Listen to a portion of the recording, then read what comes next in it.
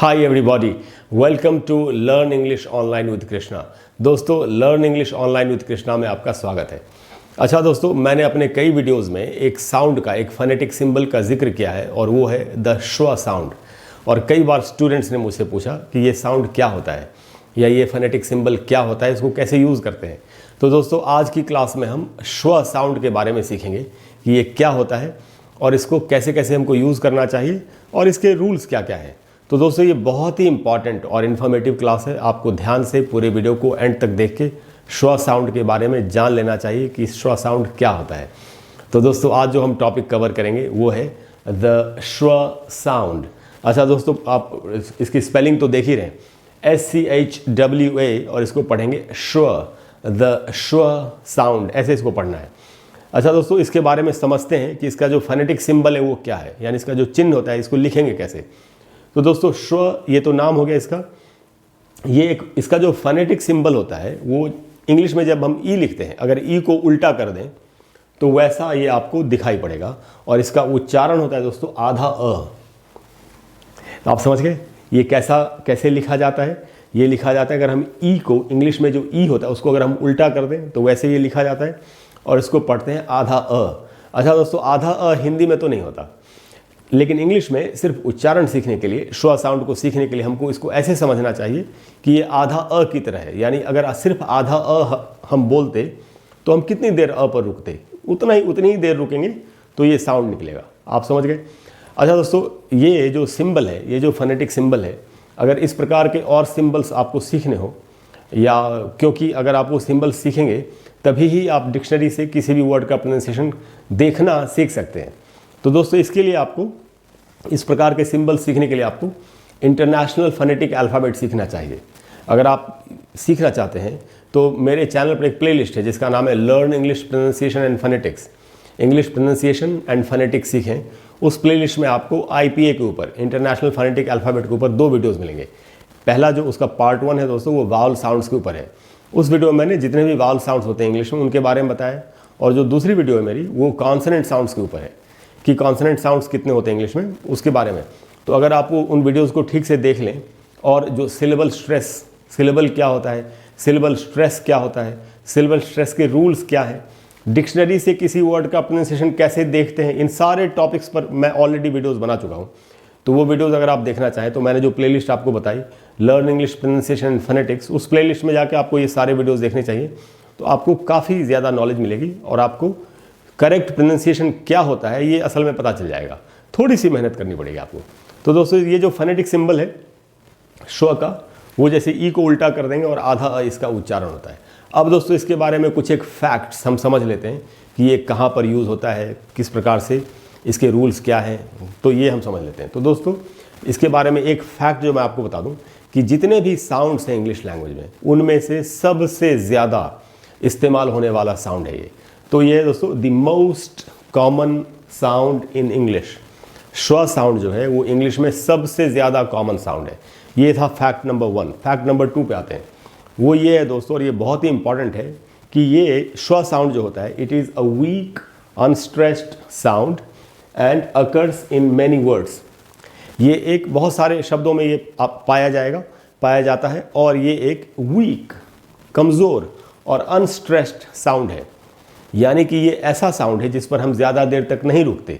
कमज़ोर है, बहुत कमज़ोर का मतलब हुआ जिस पर हम ज़्यादा नहीं रुकते। यानी कि आधा अ अगर हमको बोलना तो हम तो वहाँ ज़्यादा रुकेंगे नहीं, थोड़ा सा अ बोलेंगे और आगे बढ़ जाएंगे, यही कहा गया। अनस्ट्रेस्ड का मतलब ये है दोस्तों कि ये ऐसे सिलेबल में होता है जिस पर स्ट्रेस नहीं पड़ा हुआ हो। ये ऐसे सिलेबल में होगा ये साउंड जिस सिलेबल के ऊपर स्ट्रेस नहीं है। आप समझ गए। अगर आप सिलेबल स्ट्रेस वगैरह सीखना चाहते हैं तो मैंने आपको जो प्लेलिस्ट बताई, और मैंने आपको बता दिया कि इस पर ऑलरेडी मेरे वीडियोज़ हैं, सिलेबल स्ट्रेस के रूल्स क्या है, इस पर भी मेरा वीडियो है। तो आप वो सारे वीडियोज़ देख के समझ सकते हैं कि मैं क्या कह रहा हूँ। तो दोस्तों, ये था कि ये एक बहुत ही वीक और अनस्ट्रेस्ड साउंड है। अब हम इसके बारे में ये समझ लेते हैं कि इसमें फर्दर जानकारी, आगे की जानकारी क्या है। तो ये है दोस्तों, और ये बहुत इंपॉर्टेंट है, ये भी आपको ठीक से समझना चाहिए कि any vowel letter can be pronounced as श्व।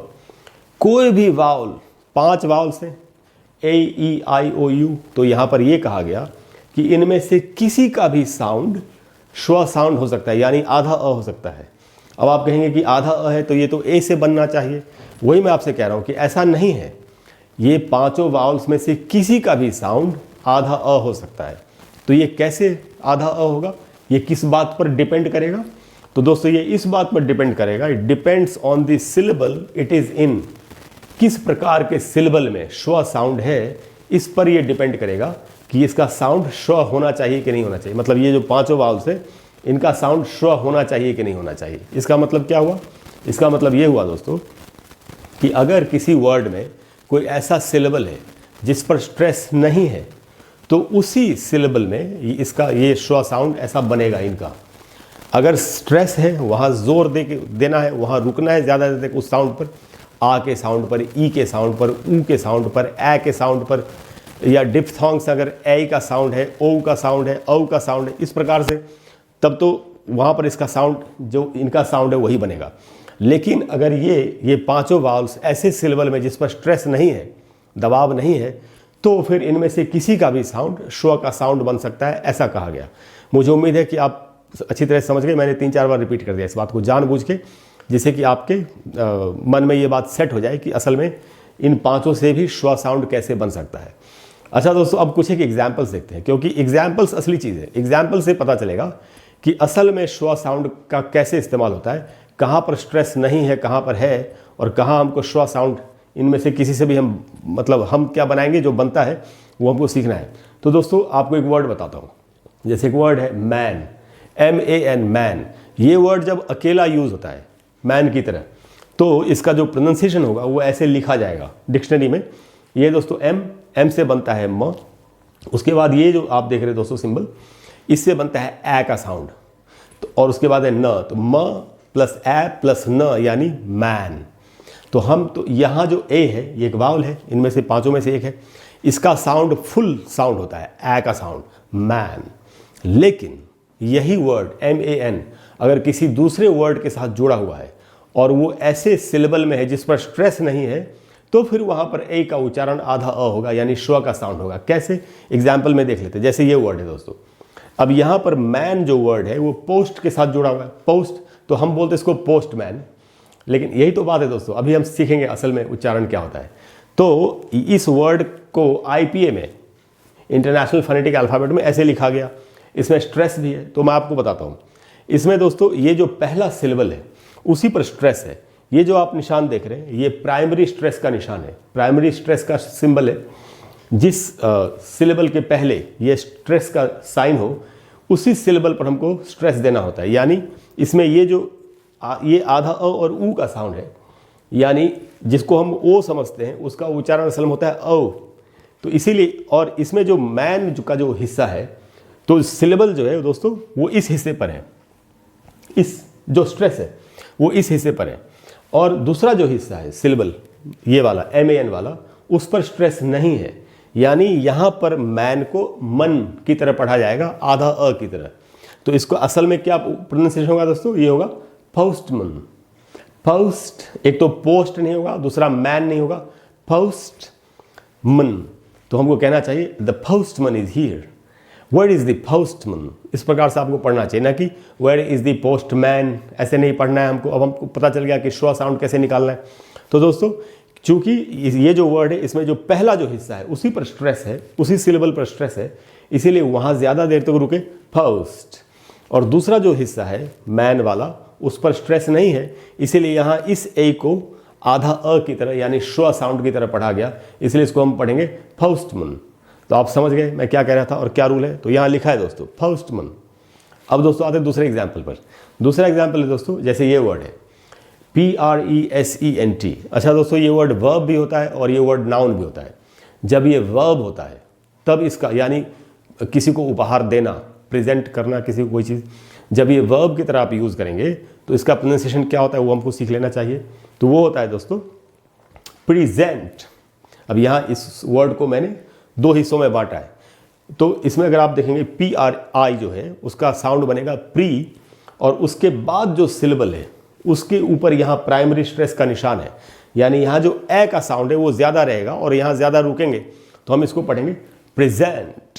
प्रेजेंट, क्योंकि यहाँ जो स्ट्रेस है वो जेंट वाले हिस्से पर है। अच्छा, ये तो वर्ब था। हमको तो श्व साउंड सीखना है, तो श्व साउंड सीखने के लिए जब जो PRESENT है इसको जब नाउन की तरह इस्तेमाल करते हैं वहाँ पर श्व साउंड आपको पता चलेगा। तो दोस्तों ये रहा नाउन की तरह जब यूज़ किया इसको, तो जब नाउन की तरह यूज़ करते हैं इस वर्ड को तो इसका मीनिंग होता है उपहार। He gave me a present, है ना। इसका प्रोनाउंसिएशन कैसे लिखा गया, अब अगर आप ध्यान से देखें तो जो पहला हिस्सा है PRE वाला, जो पहला हिस्सा है PREZ वाला, उसी के ऊपर प्राइमरी स्ट्रेस का निशान है, यानी हमको इसमें इसको पढ़ना है प्रे। यहां हम क्या पढ़ रहे थे दोस्तों, प्री, यहां पढ़ेंगे प्रे। और उसके बाद अगर आप देखें जो दूसरा हिस्सा है SENT वाला, इसमें अगर आप देखें तो ये आधा, यहां पर ये आधा अ का साउंड यानी श्व साउंड है, यानी इस वर्ड को हमको पढ़ना चाहिए प्रेजेंट। और यहां लिखा है मैंने प्रेजेंट, यानी जब ये वर्ब की तरह होगा, यूज होगा, तो इसको हम पढ़ेंगे प्रेजेंट। और जब ये नाउन की तरह यूज होगा तो चूंकि जो श्व साउंड है वो सिलेबल, जो ऐसे सिलेबल में है जिस पर स्ट्रेस नहीं है, इसलिए वहां पर ये जो ई है उसका साउंड श्व साउंड हो गया और इसको हमने पढ़ा प्रेजेंट। तो आप देख रहे हैं कि हमको श्व साउंड समझने से इसको कैसे यूज करते हैं सिलेबल में, उसके हिसाब से हम कितना करेक्ट प्रोनाउंसिएशन कर सकते हैं, अगर हमको ये सारा देखना आ जाए तो। अच्छा दोस्तों, अगले एग्जाम्पल पे चलते हैं।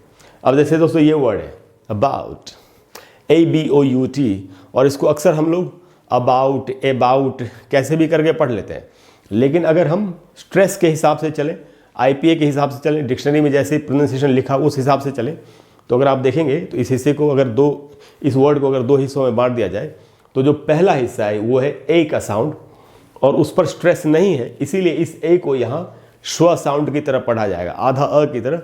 और जो दूसरा हिस्सा है बाउट वाला, उसके पहले आप देख रहे हैं ये प्राइमरी स्ट्रेस का चिन्ह है, यानी आव जो है उसी पर स्ट्रेस है, यानी इसको हम यहाँ ए को पढ़ेंगे श्व साउंड की तरह, और इसको हम, इस वर्ड को हमको पढ़ना चाहिए ऐसे अबाउट, आधा अ पढ़ेंगे अबाउट, न कि अबाउट या अबाउट भी नहीं बोलेंगे क्योंकि पूरा अ नहीं बोलना है, जरा सा आधा अ बोलना है about. He told me about you, तो इस प्रकार से इसको पढ़ना चाहिए। तो दोस्तों यहाँ पर भी श्व साउंड है।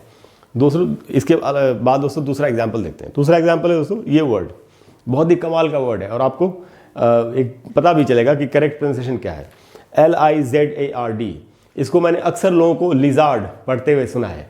लिजार्ड लोग इसलिए पढ़ते हैं क्योंकि उनको प्रोनाउंसिएशन नहीं मालूम, रूल्स नहीं पता, डिक्शनरी से प्रोनाउंसिएशन हमको देखना नहीं आता, इसलिए हम नहीं समझ पाते। अगर आप स्ट्रेस की बात करें तो जो पहला जो पार्ट है L और I का, ये जो सिलेबल है, इसके पहले ही ये स्ट्रेस का चिन्ह है, प्राइमरी स्ट्रेस का, इसीलिए ली पर ही थोड़ा रुकेंगे। और जो दूसरा हिस्सा है ZARD, उस पर स्ट्रेस नहीं है, इसलिए यहाँ जो ए है उसको श्व साउंड की तरह पढ़ा जाएगा और इसको हमको पढ़ना चाहिए लिजर्ड, न कि लिजार्ड नहीं बोलेंगे, लिजर्ड बोलेंगे, क्योंकि यहाँ श्व साउंड है, आधा अ का साउंड है। आधा अ का साउंड कैसे बना, श्व साउंड कैसे बना, क्योंकि जिस सिलेबल में ये हिस्सा है उस पर स्ट्रेस है ही नहीं, स्ट्रेस पहले ही सिलेबल पे है, तो इसको हम पढ़ेंगे दोस्तों लिजर्ड। उसके बाद दोस्तों कुछ एक और एग्जाम्पल्स हैं और ये बहुत ही इंटरेस्टिंग है क्योंकि ये अक्सर हम बोलते हैं अपनी डेली लाइफ में ये वर्ड, और ये दोस्तों आज को हम बोलते हैं ना इंग्लिश में टुडे, तो टुडे होगा कि नहीं होगा ये ज़रा सीख लेते हैं। तो दोस्तों अगर आप इस वर्ड का प्रोनाउंसिएशन देखें, उच्चारण, तो यहाँ देख रहे हैं आप ये टी के बाद श्व साउंड है। क्यों श्व साउंड क्यों है, क्योंकि TO, अब यहाँ O से आधा अ बनेगा, श्व बनेगा, क्योंकि पहला जो हिस्सा है उस पर स्ट्रेस है ही नहीं, तो इसमें जो स्ट्रेस है वो DAY वाला जो हिस्सा है उसके ऊपर स्ट्रेस है, उस सिलेबल पे स्ट्रेस है। तो ये रहा दोस्तों टी, श्व साउंड, और उसके बाद ये जो हिस्सा है उस पर, उसके पहले प्राइमरी स्ट्रेस है उस सिलेबल पर, यानी इसको हम ऐसे पढ़ेंगे टुडे। टू का साउंड नहीं होगा दोस्तों, ट का साउंड होगा टुडे। अब आप समझे कैसे श्व साउंड बनता है। तो अभी तक हमने दोस्तों देखा कि ओ से भी बन सकता है, ए से भी बन सकता है, ई से, ऐसे ही किसी से भी बन सकता है। जो पांचों वावल्स हैं इनमें से किसी से भी श्व साउंड बनेगा। इस बात पर ये चीज़ डिपेंड करती है कि ये साउंड्स किस सिलेबल में है, उस सिलेबल के ऊपर स्ट्रेस नहीं होना चाहिए, तभी ही इनका साउंड श्व साउंड बनेगा। तो दोस्तों ये होगा टुडे। और एक लास्ट एग्जाम्पल है दोस्तों, ये जो वर्ड है FOR, फॉर, जिसको हम बोलते हैं। अच्छा दोस्तों, फॉर को दो तरीके से पढ़ सकते हैं आप। एक तो उच्चारण है फॉर, जिसमें हम पूरा ऑ बोलते हैं, और एक उच्चारण होता है फ। तो यहाँ पर इसका प्रोनाउंसिएशन देख लें, F है, फिर श्व साउंड है, और उसके बाद है R। R को ब्रैकेट में लिखा है इसलिए कि ब्रिटिश इंग्लिश में इस तरह को नहीं पढ़ेंगे फ, और अमेरिकन में पढ़ेंगे फर, इस प्रकार से ये लिखा है मैंने दोस्तों, फ के बाद आधा अ है फ। अच्छा, इसको फॉर कब पढ़ते हैं, फर कब पढ़ते हैं, ये आपके ऊपर डिपेंड करेगा। अगर आप किसी बात पर जोर देके कहना चाहते हैं, मान लेते हैं आप अपने किसी फ्रेंड का इंतजार कर रहे हैं बहुत, और जो टाइम था मान लेते 12 बजे आने का टाइम था और अब 12:30 बज गए, अभी तक वो नहीं आया, तो आप नाराज़ हो जाएंगे। तो फिर आप उसको फ़ोन करके बोलेंगे I been waiting for you for half an hour, मैं आधे घंटे से तुम्हारा इंतजार कर रहा हूँ। तब वहाँ आदमी फॉर पर ज़्यादा जोर दे के बोलेगा, तब वहाँ पर फॉर पढ़ना चाहिए। ये आपको डिसाइड कर, बोलने वाले को डिसाइड करना होता है, दोनों प्रोनाउंसिएशन। दूसरा, फ कब पढ़ेंगे, मान लेते हैं आप किसी का वेट कर रहे हैं और किसी ने आपसे पूछा कि आप किसका वेट कर रहे हो, आप उस इंसान को जवाब नहीं देना चाहते, बताना नहीं चाहते, क्योंकि वो आदमी आपके लिए इनसिग्निफिकेंट है, उतना इंपॉर्टेंट नहीं है, आप उसको टालना चाहते हैं। तो आप बोलेंगे टालती हुई मुद्रा में कैसे बोलेंगे, I am waiting for someone, I am waiting for someone, यहाँ पर फ बोल दिया। तो ये बोलने वाले के ऊपर डिपेंड करेगा कि उसको उस FOR पर जो वर्ड है जोर देना है कि नहीं देना है। तो जब जोर नहीं देना होता है तब का उच्चारण है तो F, फिर श्व साउंड और R, फ, क्योंकि यहाँ पर स्ट्रेस है ही नहीं कहीं पर, तो जब स्ट्रेस ही नहीं है तो कैसे वहाँ श्व साउंड ही बनेगा औ से, तो इसलिए दोस्तों ये फ। तो दोस्तों देखा आपने, इस प्रकार से श्व साउंड का इस्तेमाल होता है। तो हमको मेन क्या याद रखना है दोस्तों कि श्व साउंड, 3-4 चीज़ें याद रखनी होती हैं श्व साउंड में। एक तो ये कि इसका फोनेटिक सिंबल ये है उल्टा ई, पढ़ते साउंड क्या निकलेगा, आधा अ का साउंड निकलेगा, ये हुई पहली बात। दूसरी बात जो आपको याद रखनी चाहिए वो ये कि एक वीक और अनस्ट्रेस्ड साउंड है, इसके ऊपर जोर नहीं पड़ता, ज़रा सा बोलना होता है ऑब्वियसली, क्योंकि सिर्फ आधा अ है। तीसरी बात जो हमको याद रखनी है वो ये कि ये 5 जो वावल्स हैं इनमें से किसी से भी श्व साउंड बन सकता है। ये इस बात पर डिपेंड करेगा कि वो कैसे सिलेबल में है। अगर वो अनस्ट्रेस्ड सिलेबल में है, ऐसा सिलेबल जिसमें ये 5 में से कोई भी साउंड हो, और अगर उस सिलेबल पे स्ट्रेस नहीं है, तभी ही इन 5 से श्व का साउंड बनेगा। और प्रोनाउंसिएशन कैसे देखना, ये आप डिक्शनरी से आप देख सकते हैं कि कहाँ पर श्व साउंड है। दोस्तों मुझे पूरी उम्मीद है कि आपको आज की क्लास अच्छी लगी होगी। अगर क्लास अच्छी लगी हो तो प्लीज़ वीडियो को लाइक करें और शेयर करें और चैनल को सब्सक्राइब करें। और अगले वीडियो में आपको फिर इसी प्रकार का कोई बहुत ही अच्छा रूल, फोनेटिक्स का कोई अच्छा रूल आपको बताने की कोशिश करूंगा। इसके अलावा दोस्तों अगर कोई ऐसा टॉपिक है जिस पर आप चाहते हैं कि मैं आपके लिए एक वीडियो बना दूं, आपको क्लैरिटी मिल जाए, तो आप नीचे कमेंट बॉक्स में लिखिए। मैं मुझसे जितनी जल्दी हो सकेगा मैं आपको वीडियो बना करके देने की कोशिश करूंगा। Thank you very much. I will see you soon. Bye bye.